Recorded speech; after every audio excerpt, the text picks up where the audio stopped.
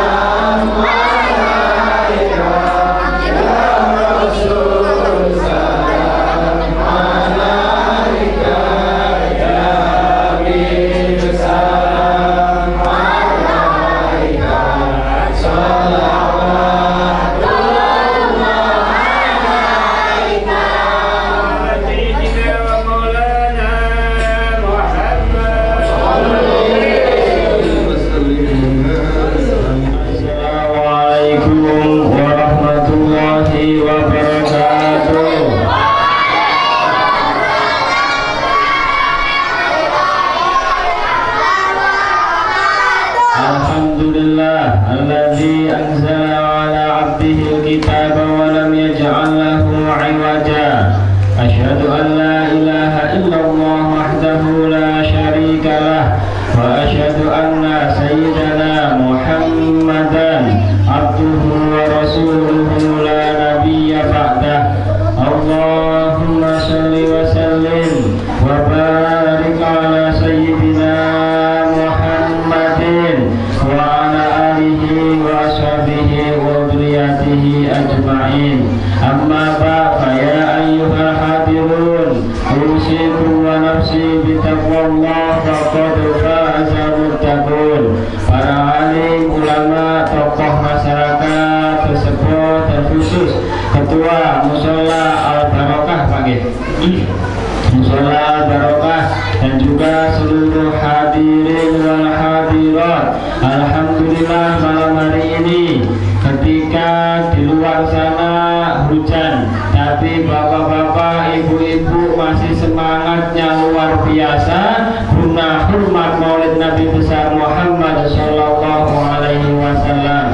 Mudah-mudahan apa yang menjadi niatan bapak, langkah kaki bapak ibu sekalian dianggap oleh Rasulullah Sallallahu Alaihi Wasallam, nanti dianggap oleh umatnya sehingga layak mendapatkan syafaat nanti di yaumil qiyamah. Jadi saya teringat Pak Bro, ketika melihat ibu-ibu yang semangat, bapak-bapak yang semangat, saya teringat ketika Rasulullah Shallallahu Alaihi Wasallam berjalan bersama malaikat Jibril ketika peristiwa Mi'raj, Isra wa Mi'raj Nabi Muhammad Shallallahu Alaihi Wasallam. Maka Nabi Muhammad melihat ada makhluk yang besarnya luar biasa. Makhluk itu memiliki tangan yang jumlahnya 1000. Di setiap tangan ada jari-jari pula yang jumlahnya 1000. Berarti berapa jumlah jari-jarinya? Berapa? 1 juta. Ibu, jari-jarinya ada berapa, Bu?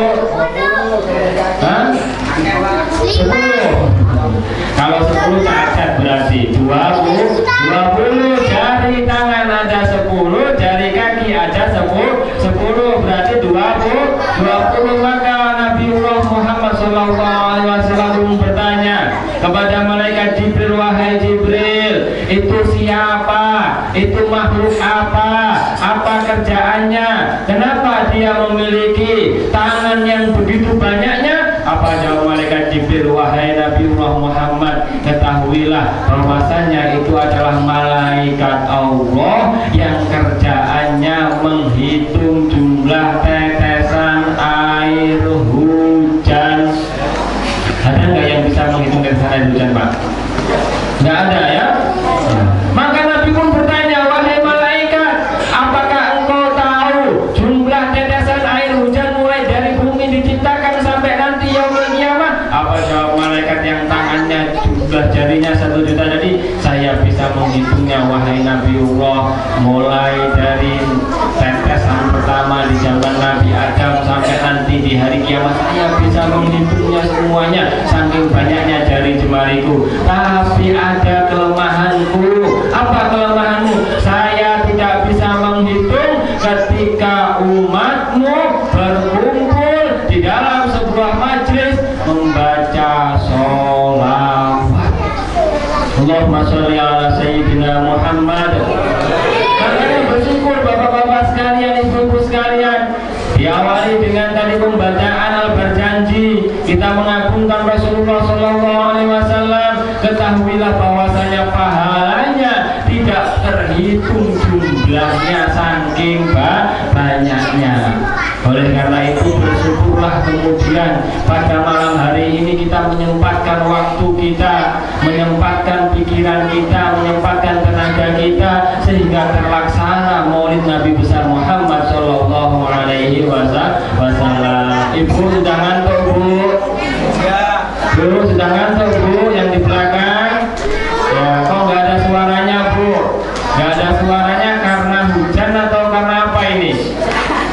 Ya, karena hujan, enaknya hujan ini memang tidur. Alhamdulillah. lillah. Bu, ya masih semangat Bu ya. Alhamdulillah. Tadi pamit gak sama suaminya Bu kesini Bu? Pamit apa enggak Bu? Pamit apa enggak? Waktu berangkat ke musola pamit apa enggak? Ya, saya khawatir ibu-ibu tadi lupa pamit sama suaminya Bu, ketinggalan suaminya di rumah. Buktinya malam hari ini suaminya hadir gak Bu? Hadir ya. Oh alhamdulillah, berarti gak ketinggalan suaminya. Ibu selama ini bahagia Bu hidupnya Bu? Bahagia enggak Bu? Ibu-ibu mana suaranya nggak dijawab? Bahagia enggak Bu hidupnya Bu? Ya, bilang ibu-ibunya dengan terpaksanya bahagia. Bilang bapak-bapaknya jangan ngebahagiain kamu, saya sendiri hidup sama kamu tidak bahagia. Sing wedok mawon sing lanang ngidul alhamdulillah. Bu, saya mau cerita sedikit. Di dalam Al-Quran itu ada beberapa contoh. Ada beberapa contoh kisah-kisah keluarga yang kemudian bisa kita contoh, yang kemudian bisa kita tiru. Yang pertama ialah seorang suami yang durhaka memiliki istri yang luar biasa sehingga istrinya masuk surga. Siapa? Oh, ada yang tahu? Hah? Istrinya masuk surga, suaminya masuk neraka karena kedurhakaannya. Siapa? Fir'aun. Pengen nggak seperti itu Pak? Pengen nggak Pak? Enggak kepingin. Kepinginnya kalaupun masuk surga dua-duanya. Terus selanjutnya ada juga suaminya berbakti kepada Allah, beribadah kepada Allah, taat kepada Allah dan Rasulnya, tetapi punya istri yang durhaka. Siapa Pak? Hah? Nabiullah Nuh alaihi salam. Dan selanjutnya ada juga suami istri Pak. Suami istri sama-sama durhaka kepada Allah, sama-sama masuk neraka. Siapa? Abu Lahab dengan istrinya. Terus yang selanjutnya yang perlu kita contoh, punya suami baik, punya istri baik, semuanya dijamin masuk surga. Siapa? Siapa? Nabiullah Ibrahim alaihi salam. Nabi Ibrahim ini suaminya soleh, istrinya solehah. Kira-kira di antara 4 kisah tadi Bu, ibu milih yang mana Bu? Bu, milih yang mana Bu? Nabi Ibrahim, tapi sayang Nabi Ibrahim istrinya dua. Siap nggak Bu dimadu? Ya, siap nggak Bu dimadu Bu?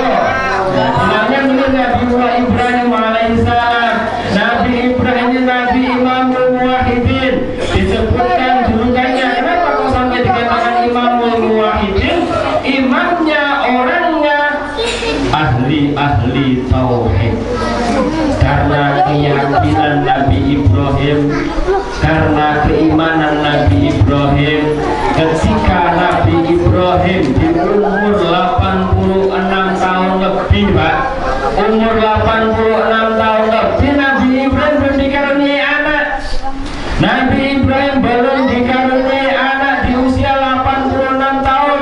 Tapi apakah kemudian Nabi Ibrahim mengeluh kepada Allah? Apakah kemudian Nabi Ibrahim mengumpat kepada Allah? Tidak sama sekali.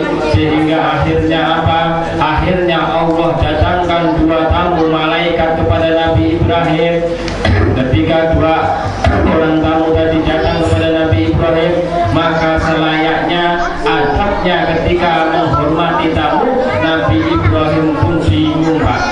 Nabi Ibrahim kedatangan 2 orang laki-laki, maka Nabi Ibrahim pergi ke saudaranya mengambil seekor lembu, disembelih, maksudnya dihidangkan kepada tamunya. Tapi qadarullah Pak, qadarullah ketika sudah dihidangkan itu lembu, dihidangkan itu makanan, ternyata dua tamunya tidak mau makan itu makanan, sehingga menyebabkan Nabi Ibrahim bingung, ini siapa, kenapa tidak mau makan makanan yang saya hidangkan. Ternyata dua orang itu adalah malaikat yang mengabarkan bahwasanya Ibrahim, engkau akan memiliki anak. Siapa dia anak pertamanya Nabi Ibrahim? Nabiullah Ismail dari ibu yang bernama siapa Pak? Siti Hajar. Tapi apakah kebahagiaan Nabi Ibrahim berhenti sampai di situ? Ternyata tidak. Ketika Allah karuniakan anak kepada Nabiullah Ibrahim alaihissalam, tidak lama kemudian datanglah perintah, wahai Ibrahim, tinggalkanlah anakmu, tinggalkanlah istrimu, inni askantu biwadin ghairi dzi zar'in, tinggalkan mereka biwadin ghairi dzi zar'in, di tempat yang tidak ada tumbuh-tumbuhannya, di lembah yang tidak ada makanannya. Kenapa kok sampai demikian? Inilah kemudian yang harus kita ambil sebuah pelajaran. Pak, bapak yang awalnya menunggu kedatangan anak, lama nggak punya anak, pas tiba-tiba punya anak, Allah perintahkan untuk mengasingkan anak sampean sama istri sampean. Perasaannya bagaimana Pak? Perasaannya bagaimana? Jelas akan menolak, jelas akan tidak mau. Tapi apa jawab Nabi Ibrahim? Karena ini perintahmu ya Allah. Karena sudah menjadi perintah Allah, maka sami'na wa ata'na. Nabi Ibrahim untuk meninggalkan Ismail dengan Siti Hajar di padang yang tidak ada tumbuh-tumbuhannya. Sehingga qadarullah perbekalannya habis. Ketika perbekalannya habis, maka Ismail kecil pun menangis Pak. Ismail kecil menangis sehingga menyebabkan orang tuanya bingung, lari ke sana, antara sofa dengan marwah, mencari bantuan. Siapa tahu ada minuman, siapa tahu ada makanan yang bisa digunakan untuk menyambung hidup. Sehingga akhirnya Pak menghentak-hentakkan kakinya Nabi Ismail, keluarlah air zam-zam. Makanya Pak, mending kita nangis sekarang daripada kita nanti nangis belakangan. Maknanya apa? Titipkan anak-anak kita ke pesantren. Itulah yang diajarkan Nabiullah Ibrahim alaihissalam. Terus selanjutnya, kenapa Nabi Ibrahim yang harus kita ambil sebuah ibrah pelajaran?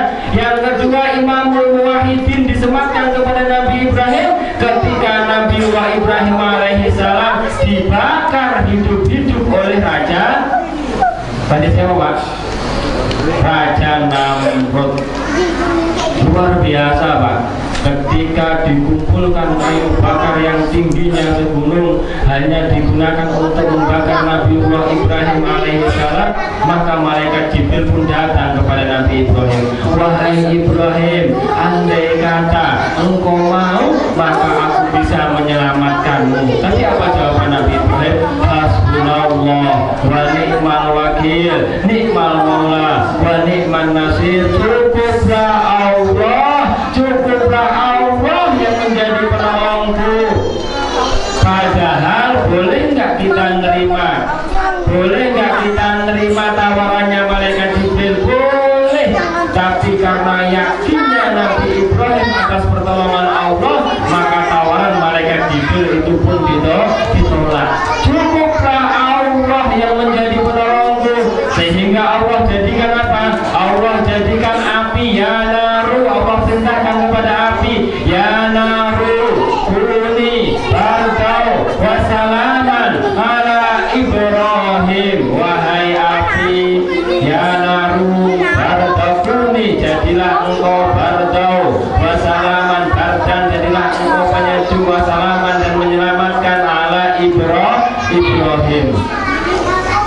Akhirnya Nabiullah Ibrahim tidak merasakan yang namanya panasnya api yang berkobar berkobar-kobar, tidak merasakan bagaimana sempitnya dibakar dengan api yang berkobar-kobar karena pertolongan Allah. Makanya nanti bapak-bapak sesekali coba Pak ya dibaca ayat ini, ya naru kuni bardo wa salaman ala Ibrahim, dibaca 100 kali, baru setelah itu tangannya masukkan dalam api, insya Allah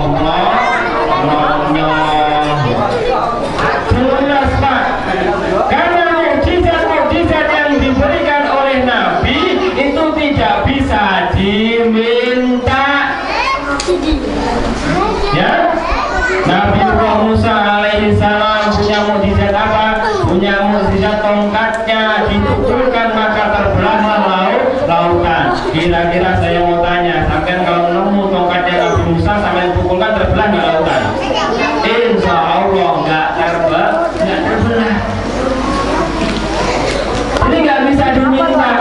Datangnya maunah pertolongan Allah tidak bisa diminta. Maka saya punya guru Pak, saya punya guru seorang alim hafal Quran zaman tahun 97 itu, yang namanya HP itu mahal. Ini tahu betul Pak? Ya, HP itu tahun 97 satu kampung bisa cuma satu yang punya. Mahalan HP sama kartunya daripada beli HP-nya, ya mahal itu waktu itu Pak ya. Jadi ketika pulang dari pengajian jam 2 malam, jalan dengan istrinya pulang dari pengajian, belum ada HP. Tadi sudah pesan sama santrinya, tolong nak nanti motornya Pak Yai diisi bensin. Ternyata si santri lupa ngisi sehingga dipakai oleh Kiai dan istrinya. Jam 2 malam pulang dari pengajian, mogok Pak, habis bensinnya. Kira-kira mau minta tolong sama siapa? Minta tolong sama siapa? Minta tolong sama siapa? Bensinnya habis, nggak bisa minta tolong, HP belum ada.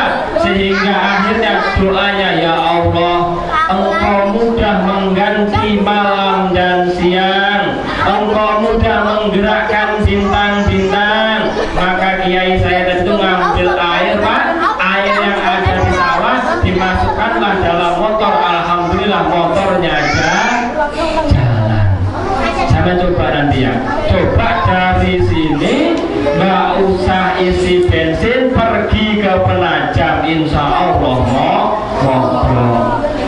Karena yang seperti itu tidak bisa diminta Pak. Itu adalah pertolongan Allah, ya, asbab orang yang dekat kepada Allah Subhanahu wa ta'ala. Sama seperti halnya Umar bin Khattab ketika memerintahkan Amr bin As menjadi gubernur Mesir. Awal-awal Amr bin As menjabat sebagai seorang gubernur, didapati Sungai Nil itu dalam keadaan kering. Apa yang kering Bu? Sungai Nil. Sungai Nil kering. Ketika kering maka Amr bin As pun bertanya kepada penduduk Kipti pada waktu itu, suku Kipti yang mendiami daerah Sungai Nil. Wahai penduduk Kipti, apa yang menyebabkan Sungai Nil ini kering? Apa jawab penduduk Kipti? Apa jawab masyarakat waktu itu? Kami biasanya mengorbankan anak perawan kami mengorbankan hewan ternak kami. Supaya apa? Supaya ini sungai mau mengalir. Hingga akhirnya apa? Amr bin As pun lapor kepada Umar bin Khattab, wahai Amirul Mukminin, saya mendapati masyarakat yang selama ini mengorbankan anak gadisnya hanya untuk mengalirkan Sungai Nil. Maka apa jawaban Umar bin Khattab? Ditulis surat. Bacakan surat ini di hadapan Sungai Nil. Apa isi surat itu? Demi Allah, wahai Sungai Nil, apabila engkau selama ini mengalir karena tumbal, apabila engkau selama ini mengalir karena dialirkan darah kepadamu, maka tidak perlu lagi engkau mengalir untuk selama-lamanya. Tapi apabila engkau mengalir karena Allah Al-Jabbar, maka mengalirlah ketika itu juga sungai langsung mengalir. Kira-kira saya mau tanya, kira-kira kalau sampean yang bikin surat mau ngalir nggak Pak sungainya Pak? Nggak mau ngalir, sampean siapa? Ya. Makanya Umar bin Khattab terkenal luar biasa, sampai terompahnya, suara terompahnya pun ditakutin oleh setan. Suara terompahnya, saking tauhidnya luar biasa, saking keimanannya kepada Allah luar biasa, sehingga Allah turunkan pertolongan. Makanya pada malam hari ini temanya meneladani akhlak serta meningkatkan kecintaan kita kepada Rasulullah Shallallahu Alaihi Wasallam. Suatu ketika kebiasaan Rasulullah, kebiasaan Rasulullah di akhir-akhir hayat beliau itu di sekitar pasar Madinah ada orang yang tiap hari beliau suapin. Tiap hari beliau suapin, ada pengemis buta yang tiap hari beliau suapin. Padahal si pengemis itu setiap kali disuapin Rasulullah selalu mengumpat, selalu menyalah-nyalahkan Rasulullah, Muhammad gila, Muhammad penyihir. Tetapi apa yang dilakukan Rasulullah dengan ikhlasnya tetap saja menyuapin si pengemis tadi.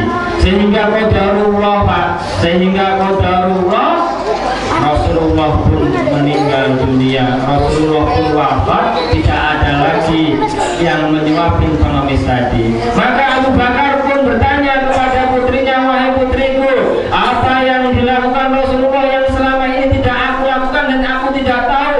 Ada ya Abi, ada bapakku, kebiasaan Rasulullah itu selama ini memberi makan pengemis buta di sekitar pasar Madinah. Maka Abu Bakar pun melakukan apa yang dilakukan oleh Rasulullah, disuapin itu pengemis buta.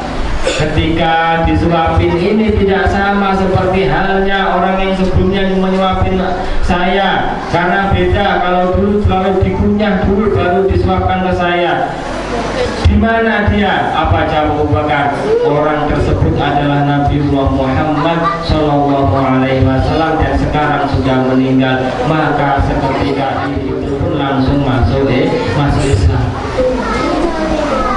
Itulah prinsipnya ketika kemudian kita diserahkan, ketika kemudian kita dikasih amanah di dalam menjalankan, di dalam melaksanakan kepanitiaan musola, kepanitiaan keagamaan, maka prinsipnya la ta'khudni laumata laim, jangan mudah ya, la ta'khudni laumata laim, janganlah kita mudah-mudah dengarkan omongan orang lain.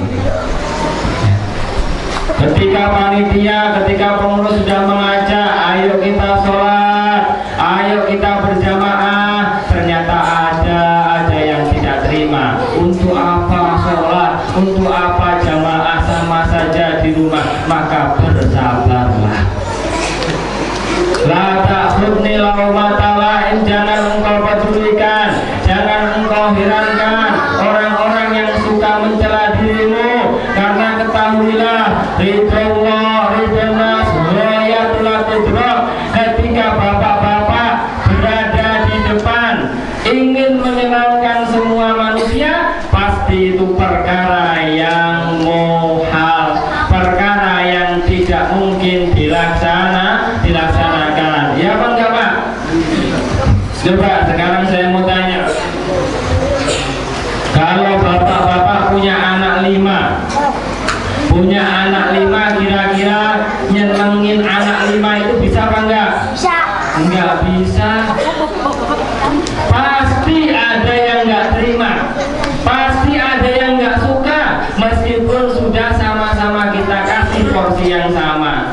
Makanya dibilang ridallah ridalnas ghayatul tudrak, menyenangkan manusia itu perkara yang tidak mungkin.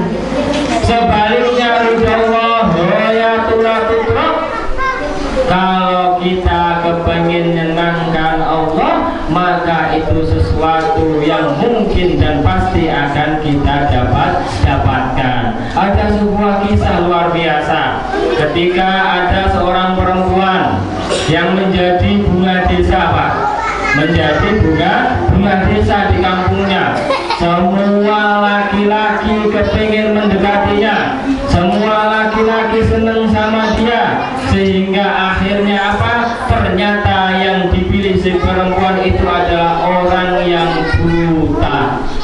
Seorang pemuda yang buta, tapi di balik kebutaan seorang pemuda itu ada keistimewaan yang dimilikinya. Dia ahli Al-Quran, si pemuda tadi.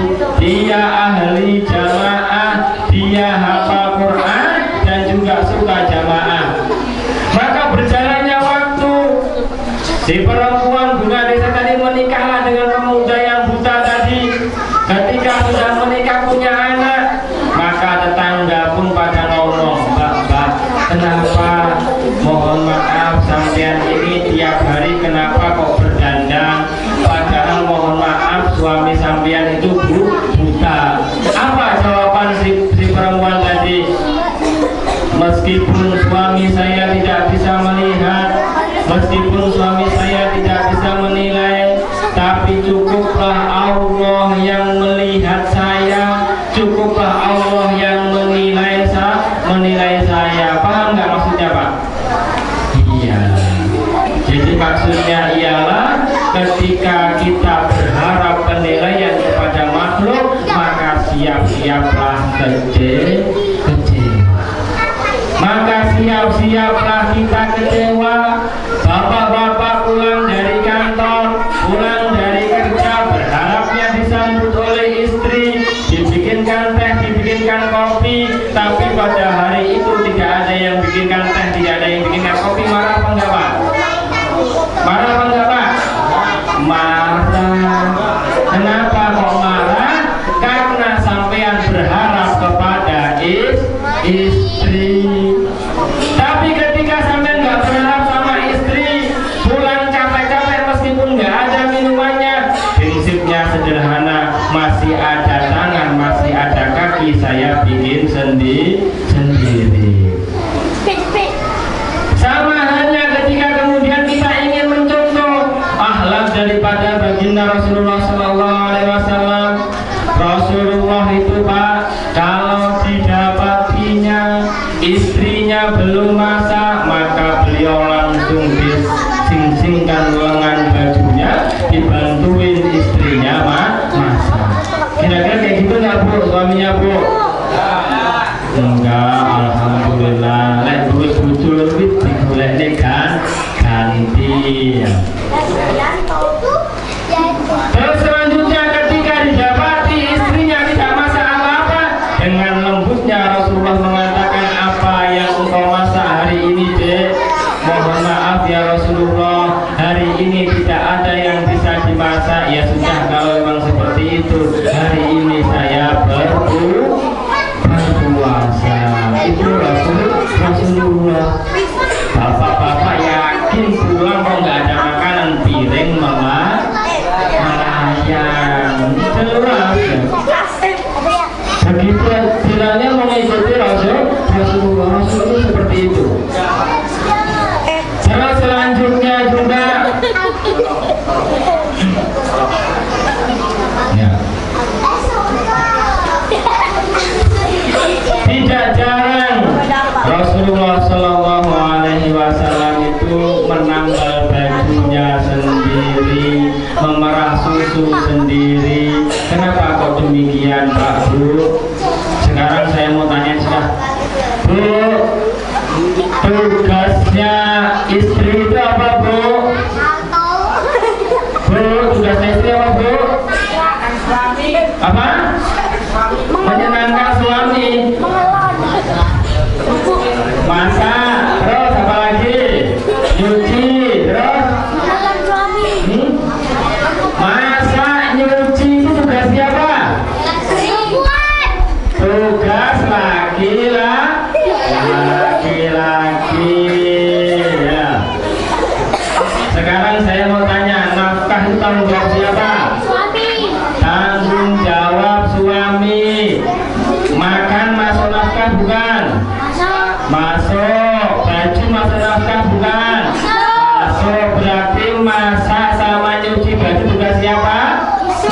tugas suami. Terus istri tugasnya apa? Istri tugasnya berdandan untuk suaminya supaya kelihatan cantik. Makanya bersyukur Pak Bu, bersyukurlah bapak-bapak ketika istrinya masih mau masak, bersyukurlah ketika istrinya mau nyuci baju, karena pekerjaan bapak-bapak diringankan oleh ibu-ibu. Minum dulu Pak ya. Nah, minum dulu. Coba semuanya diikutin. Kepengen nggak air minum ini jadi obat? Kepengen nggak air minum jadi obat? Ya, semua dipegang air minumnya. Air minumnya dipegang ya, bapak-bapak.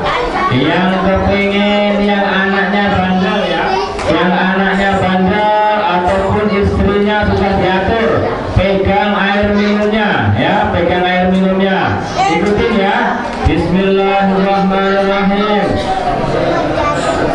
Allahumma ja'al hadzal ma' shifaan lil kulli da'in innaka ala kulli syai'in qadir. Ya, saya artikan dulu. Allahumma ja'al, ya Allah jadikanlah hadzal ma', air ini, syifaan, obat, likulli da'in, bagi setiap penyakit, innaka ala kulli syai'in qadir. Terus diminum Pak, insya Allah berkah. Amin.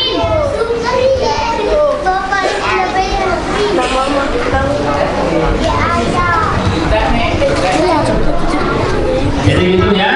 Nanti kalau mau minum jangan langsung minum, dibaca doanya. Allahumma ja'al hadzal ma' syifaan likulli da'in innaka ala kulli syai'in qadir. Insya Allah air apapun akan jadi obat. Apa maneh diwaca ping 100, ngarepe enek kopi panas sedul bar maca, insya Allah adem kopine. Ayo sing seneng ngopi, sing seneng ngopi. Diwaca ping 100 syaratnya, insya Allah kopine adem ya, kopine insya Allah adem. Jadi itu Pak, membiasakan kita ketika kita minum, membiasakan membaca doa. Jadi ada sebuah kisah Pak Haji. Ada anak kecil umur 2 tahun yang sudah diobatkan, dibawa ke puskesmas nggak sembuh, dibawa ke rumah sakit nggak sembuh, terus ngomong kalau nggak ada perubahan besok pagi mau dibawa ke Siloam Hospital Balikpapan, mau dibawa ke Siloam Hospital Balikpapan karena sudah 2 hari sakitnya tidak sembuh-sembuh. Akhirnya minta tolong setelah sholat tarawih, minta tolong suruh melihatkan. Ternyata sederhana. Ketika saya suruh menyediakan air aqua, kita bacakan doa itu, baru setelah itu kita bacakan sholawat, kita siramkan ke tubuh anak itu, dan sebagian diminumkan, sebagian lagi disiramkan di depan rumahnya. Qadarullah besoknya anak itu sembuh, nggak jadi dibawa ke Siloam. Jadi tadi dibaca doanya Allahumma ja'al hadzal ma' syifaan likulli da'in innaka ala kulli syai'in qadir. Ditambah, kalau mau nambah Fatihah ditambah Fatihah, nambah sholawat ditambah sholawat, ditiupkan di airnya baru diminum. Insya Allah Pak, insya Allah kalau sampeyan yakin minumnya, insya Allah syifaan likulli da', menjadi obat bagi segala macam penyakit. Sampai mana tadi Pak Haji? Sampai mana tadi? Suami masak. Makanya bersyukur Pak, bersyukur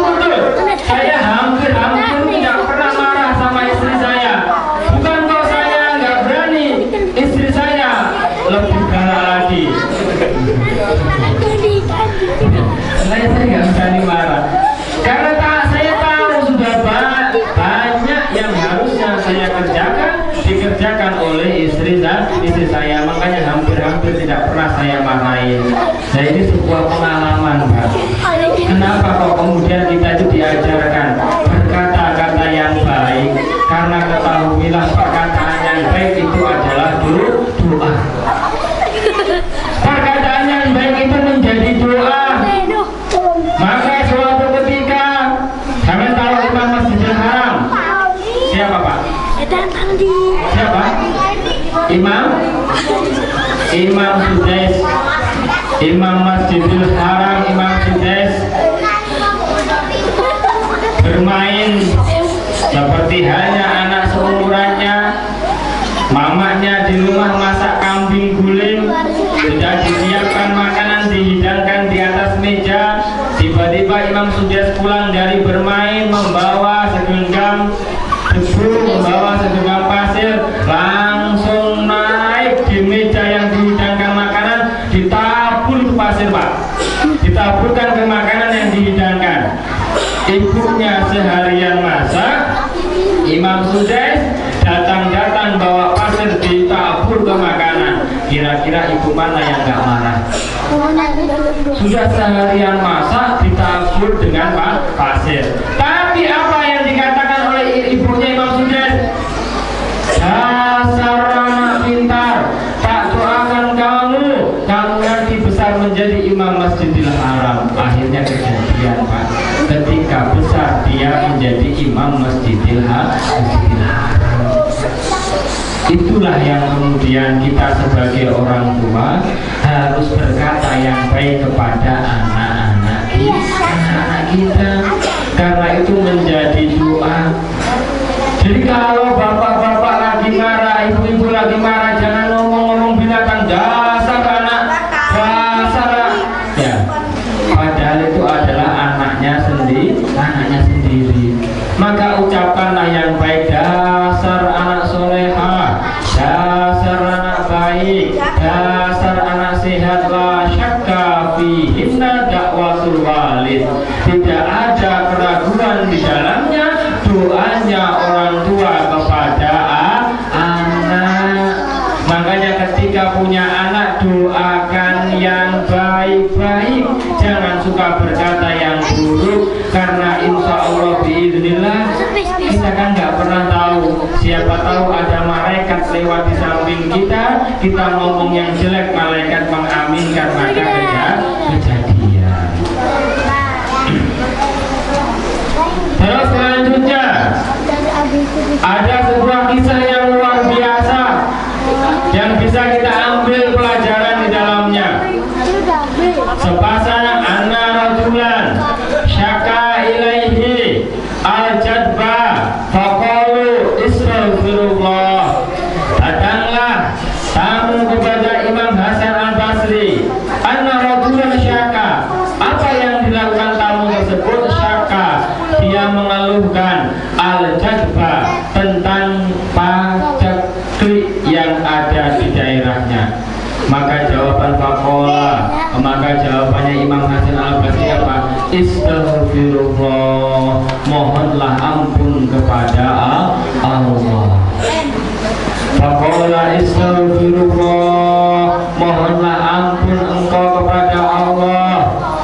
Wasyaka ilaihil akhar, datang lagi orang yang lain mengeluhkan tentang apa? Al-faqra. Yang kedua yang dikeluhkan kepada Imam Hasan al-Basri, al-faqra, tentang kefakiran, tentang susahnya nyari uang, tentang susahnya ekonomi. Apalagi sekarang ini, Bu, bensin harganya berapa, Bu?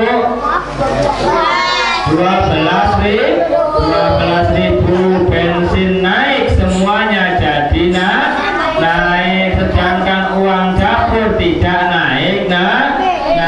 Alhamdulillah, ibu-ibu akhirnya pusing ngatur keuangan. Biasanya uang 100.000 untuk 2-3 hari, sekarang sehari pun masih mikir, ya Bu, karena semua kebutuhannya naik. Ya, supaya ibu-ibu tidak pusing, bapak-bapak apalagi juga nggak pusing, saya ajarin doanya. Mau nggak, Pak? Ya, mau nggak diajarin doanya supaya nggak pusing? Mau bensin naik, mau kebutuhan naik, mau biaya ini naik, nggak masalah. Yang penting dibaca doa ini. Ayo ikutin sama-sama, Pak, ya. Bismillahirrahmanirrahim. Ya, kurang keras, belum semangat, ibunya belum ikutin. Bismillahirrahmanirrahim. Rata rekan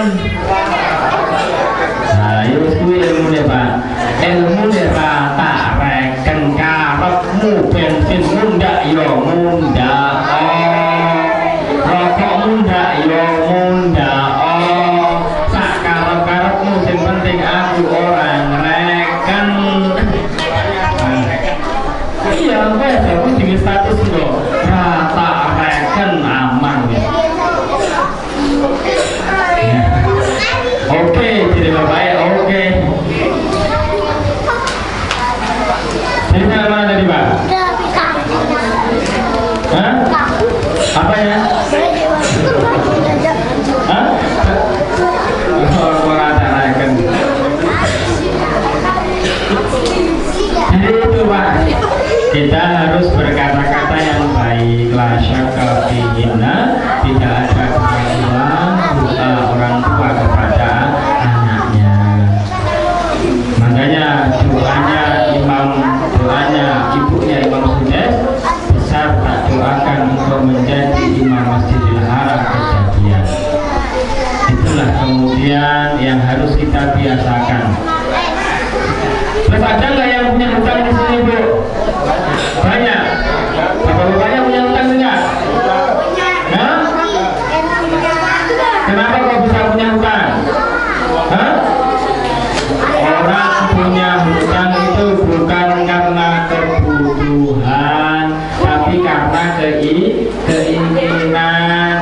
Bisa naik sepeda, kepingin naik motor, akhirnya hutang. Bisa naik motor, kepingin naik mobil, akhirnya hutang. Bisa pakai kipas, kepingin pakai AC, akhirnya hutang. Padahal hutang itu menjadi penyebab utama siksa kubur. Hati-hati Pak, yang membiasakan diri untuk hutang, yang senang hutang sama tetangganya, sama temennya, kok nggak dibayar, maka Allah bilang Rasulullah, orang yang masih punya tanggungan kok belum ada yang bisa menjamin bahwa tanggungannya akan dilunasi, maka Rasulullah tidak mau mensolati jenazah tersebut. Pengen nggak hutangnya lunas? Dia ikutin doanya. Bismillahirrahmanirrahim. Kurang mantep ibu-ibunya yang di belakang belum ada suaranya. Bismillahirrahmanirrahim. Laliyah. Wes apa? Lek sing ngutangi sampeyan lali, insyaallah utange lunas. Makane sampeyan puno sing akeh, mudah-mudahan sing ngutangi lali. Allahumma sholli ala sayyidina Muhammad. Pak, kalau sholat subuh belum sini Pak? Apanya itu Pak? Jamaahnya berapa orang Pak? Oh, satu baris saja. Dua baris. Padahal di sini ada berapa baris Pak? Full. Saya ngomong full biasa atau orang musola. Kalau tahu kata orang musola ngomong full.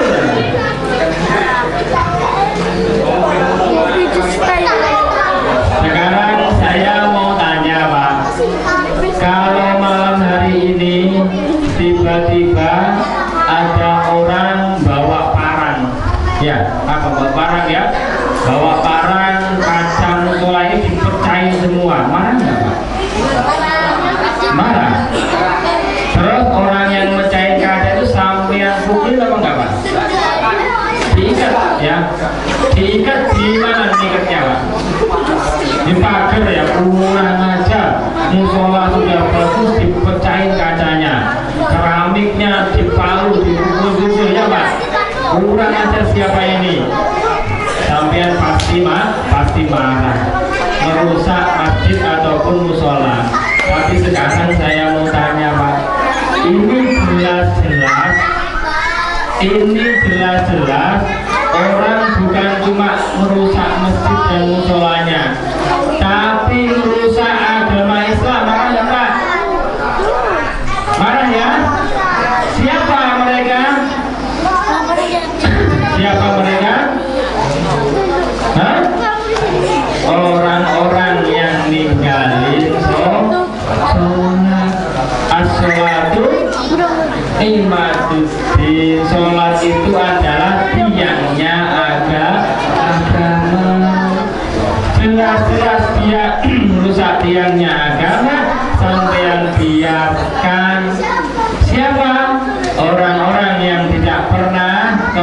musola. Iya Pak? Ya. Nggak pernah ke musola sama sekali. Dipanggil muazin, apa jawabannya? Ya Allah, kok ya wis adzan neh. Nggih. Kok yo urung mari nek kersa sing lekas detak wis adzan maneh. Sopo sing adzan neh? Bengak. Nggih.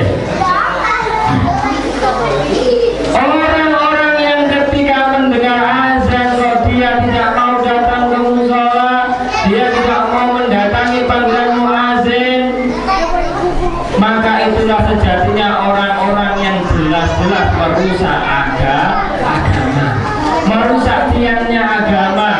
Maka Rasulullah SAW pernah ditanya oleh orang yang buta, wahai Rasulullah, apakah saya ini sudah teringankan untuk tidak sholat ke masjid ataupun ke musola? Apa jawaban Rasulullah melihat kondisi orang yang buta tadi? Ketika Rasulullah melihat kondisi orang yang buta tadi, ditanya oleh Rasulullah, wahai Bapak, apakah Bapak masih dengar suara azan? Iya ya Rasulullah. Apakah Bapak masih bisa mendatangi musola ataupun masjid? Iya ya Rasulullah. Maka masih wajib engkau datang ke musola ataupun ke masjid ketika dipanggil azan. Nah kita, mohon maaf, buta tidak, kaki lengkap, kendaraan ada, apa susahnya? Ketika seorang muazin memanggil kita, beratnya luar biasa, kaki melangkahkan ke masjid ataupun musola. Bagaimana nanti pertanggung jawabannya di hadapan Allah? Musola dibangun bagus-bagus, masjid dibangun bagus-bagus, pasti tidak ada yang menghuni. Selanjutnya saya lanjutkan yang tadi. Wasyaka ilaihi akhar. Datang lagi kepada Imam Hasan Al-Basri di Babul Bustana, mengeluhkan apa yang selanjutnya? Mengeluhkan tentang Jifafah Bustana, kebunnya yang tidak panen. Maka jawaban Imam Hasan Al-Basri, faqala istaghfirullah. Jawaban Imam Hasan Al-Basri, beristighfarlah, mohon ampunlah engkau kepada Allah. Terus selanjutnya yang terakhir, wasyaka ilaihi akhar, adamul walad, tidak punya anak, sudah berumah tangga bertahun-tahun tapi tidak dikaruniai anak. Maka jawaban Imam Hasan Al-Basri, faqala istaghfirullah. Maka jawaban Imam Hasan Al-Basri, ucapkanlah, mohon ampunlah engkau kepada Allah. Maka muridnya pun bertanya, wahai Imam Hasan Al-Basri, orang pertama mengeluhkan tentang pacekli, engkau suruh istighfar. Orang kedua mengeluhkan tentang kemiskinan, engkau suruh istighfar. Orang ketiga mengeluhkan tentang kebunnya yang tidak panen, engkau suruh istighfar. Orang keempat mengeluhkan tentang tidak punya anak, engkau pula suruh istighfar. Muridnya pun bingung, kok semua pertanyaan jawabannya minta ampun kepada Allah. Sekalinya memang betul Pak. Faqul astaghfiru rabbakum innahu kana ghaffara yursilis samaa'a 'alaikum midrara. Jadi ketika kita punya masalah, apapun yang menjadi keinginan kita, apapun yang menjadi hajat kita, boleh jadi Allah belum memberikan keinginan kita, belum mengabulkan hajat kita karena dosa-dosa kita.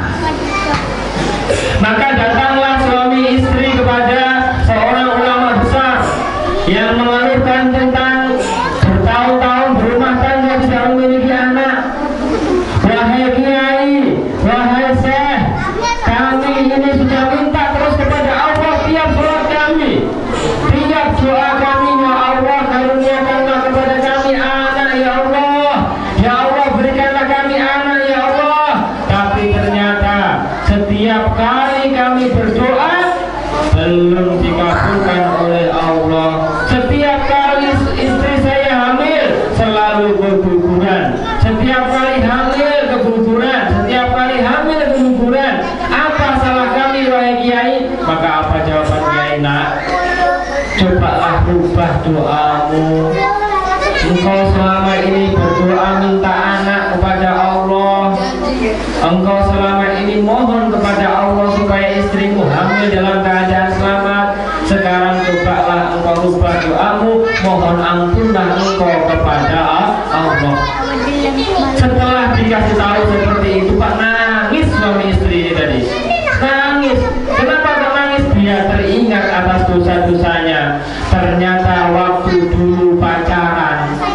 selama dia pacaran, ketika istrinya hamil digugurkan, ketika istrinya hamil minta digugurkan, ketika istrinya hamil minta digugurkan, sehingga akhirnya ketika dia sudah nikah, Allah tidak ridho, Allah tidak rela menitipkan bayi di dalam kandungan orang yang suka menggugurkan kandungan. Maka ketika dia minta ampun kepada Allah, ketika dia minta ampun kepada Allah, apa yang terjadi? Beberapa tahun kemudian datang lagi dia kepada kiai tadi, wahai kiai, wahai ustaz, alhamdulillah Allah karuniakan, Allah titipkan bayi di dalam kandungan istriku dalam keadaan selamat. Maksudnya Pak? Jadi boleh jadi kenapa kok bapak-bapak susah ekonominya, karena banyaknya dosa. Jadi jangan usah minta kepada Allah rezeki yang lancar, tapi mintalah ampunan dari Allah. Terus selanjutnya, nah bentar lagi Pak ya, jam 10 ya. Nah, yang terakhir Pak, ini kisah yang terakhir saya tutup dengan sebuah kisah. Ketika kemudian Imam Ahmad bin Hanbal, yang pada waktu itu Imam Ahmad bin Hanbal ini tinggalnya di Irak, di kota Baghdad. Imam Ahmad bin Hanbal tidak ada angin, tidak ada hujan, tergerak hatinya untuk keluar rumah menuju ke Basrah, Palestina, yang jaraknya itu beratus-ratus kilo.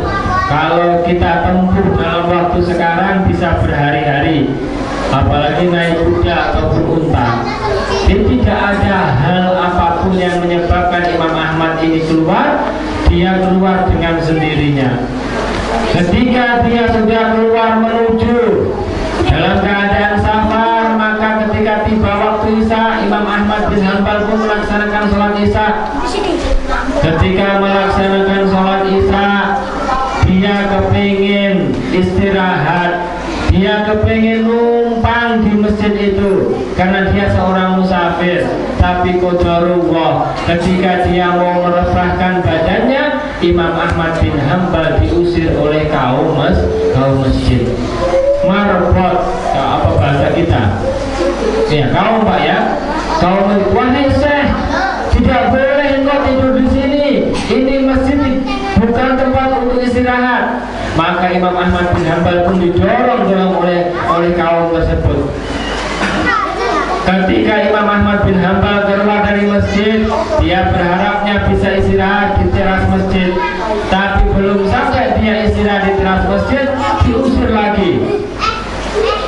lagi oleh kaum masjid tadi, marbot tadi. Ini bukan tempat untuk istirahat, ini bukan tempat untuk tidur. Maka Imam Ahmad bin Hanbal pun mau tidak mau dengan rasa beratnya meninggalkan masjid tersebut. Ketika itu dilihatlah oleh penjual roti yang melihat Imam Ahmad bin Hanbal dari tadi diusir sama kaum masjid. Maka dipanggillah Imam Ahmad bin Hanbal, wahai Syekh, silahkan masuk sini. Wahai Syekh, silahkan. Apa genangan yang menyebabkan engkau diusir? Ketahuilah nak, bahwasanya saya tadi hanya kepingin numpang istirahat di masjid, tapi ternyata masjid ini tidak digunakan untuk orang yang bisa tidur. Maka dijawab oleh penjual roti tadi, kalau memang seperti itu hajatmu, istirahatlah di tempat saya. Istirahatlah di tempat saya, tidurlah di tempat saya. Imam Ahmad bin Hanbal pun melihat kebiasaan dari penjual roti tadi. Mulai dari dia membuat adonan, mulai dari dia menggoreng rotinya, mulai dari dia menyajikan rotinya, dari awal tidak lepas dari astagfirullah wa atubu ilaih, astagfirullah wa atubu ilaih. Selalu diucapkan oleh penjual roti tadi, astagfirullah wa atubu ilaih. Maka Imam Ahmad bin Hanbal pun bertanya, wahai penjual roti, ketika saya perhatikan dari tadi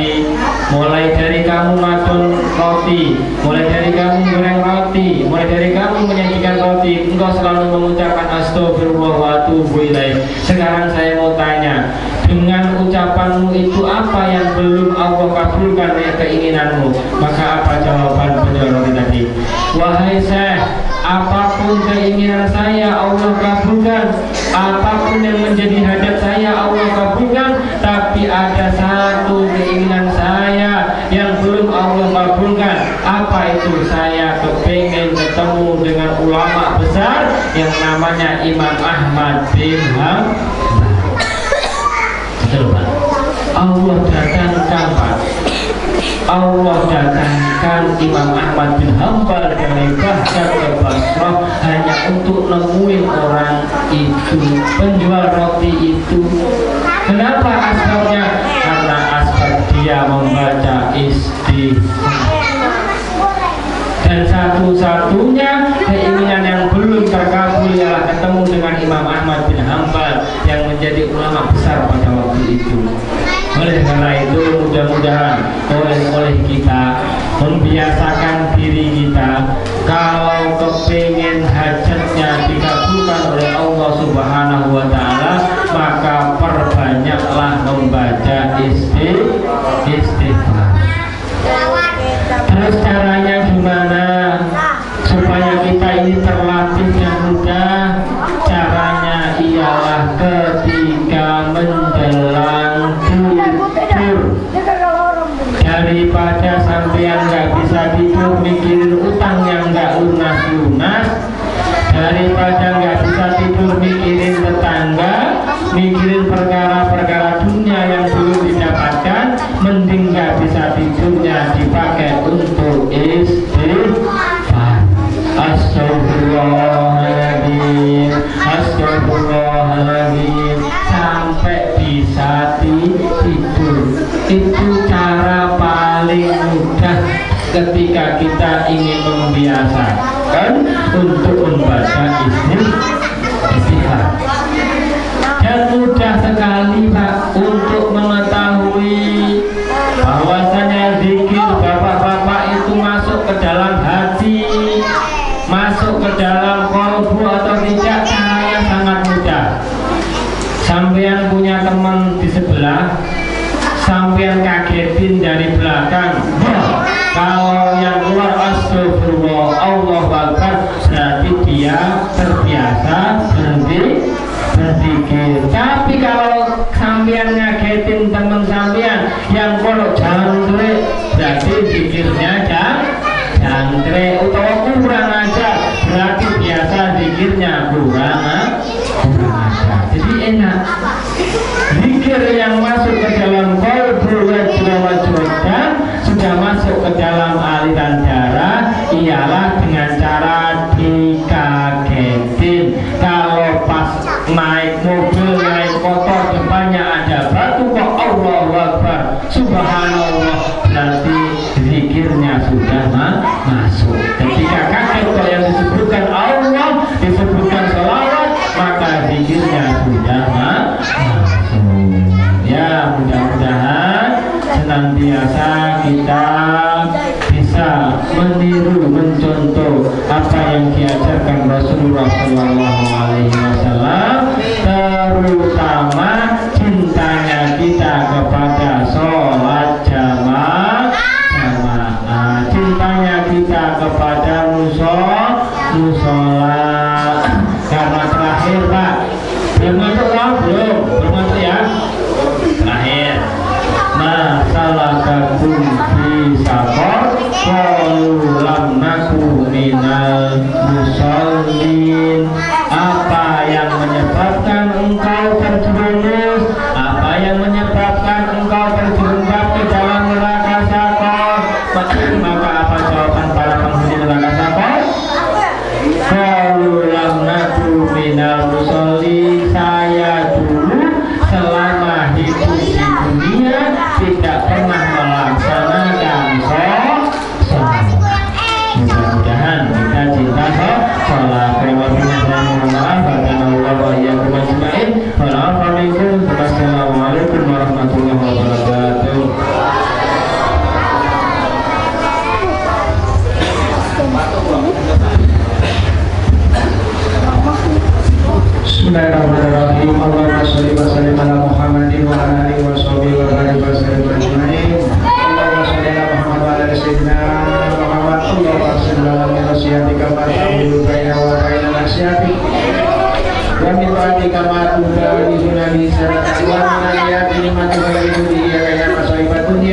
Allahumma matina jasmaina wa salina wa buatina mahyidana wa tersalana man wa surna mahdana wa la tajal sifatana bidinina wa la tajal dunia wa la mabalina wa la tusalkana bidunina man wa la yahubuka wa la yarhamuna rabbana hasanah wa bil akhirati hasanah wa qina walhamdulillahi rabbil alamin.